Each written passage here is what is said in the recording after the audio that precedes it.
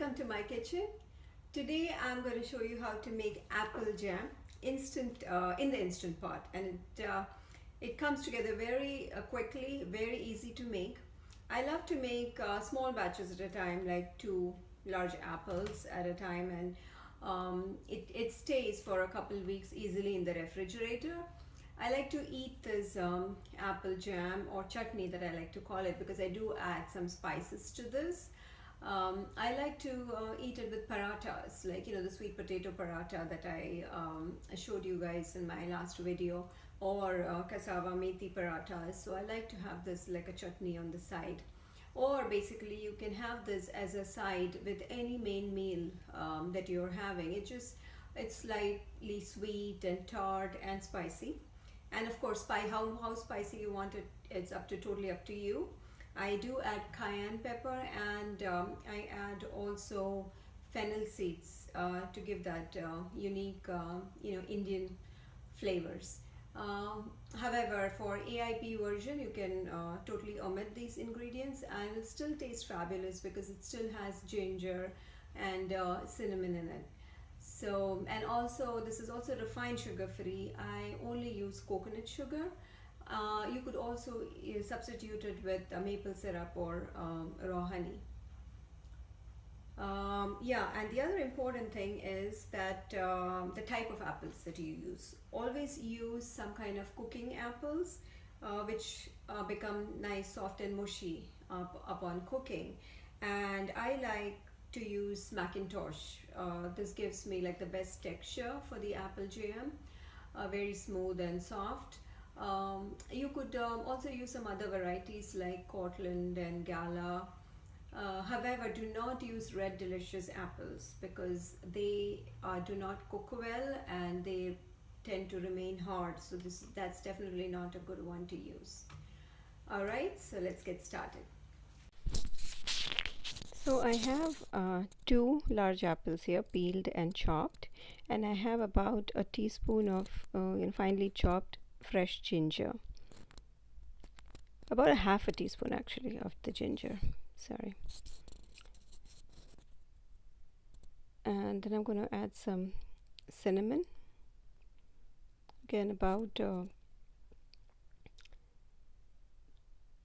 quarter to a half teaspoon of cinnamon you can add. And then I'm going to add some fennel seeds here. That's about a quarter teaspoon of fennel seeds, and they give that unique Indian flavor to the chutney. And then I add about a quarter teaspoon of sea salt and a little bit of a pinch, actually 1/8 teaspoon of cayenne pepper. And then for sweetener I am going to add coconut sugar here, but you could also, I'm adding about a tablespoon of coconut sugar. Now you can add the sweetener quantity per your taste, or you could also use maple syrup instead. And then I'm adding half a cup of water for this batch, and don't just give it a small stir so that everything is kind of, spices are mixed well. And then you also add half a tablespoon of lemon juice.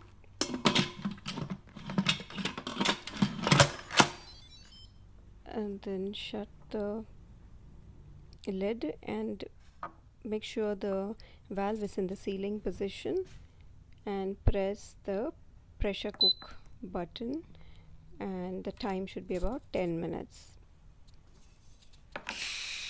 Now once the pressure cooking is done, you can wait until all the pressure is released, or you can release it manually. And as you can see, it's all soft and mushy. It's already all cooked.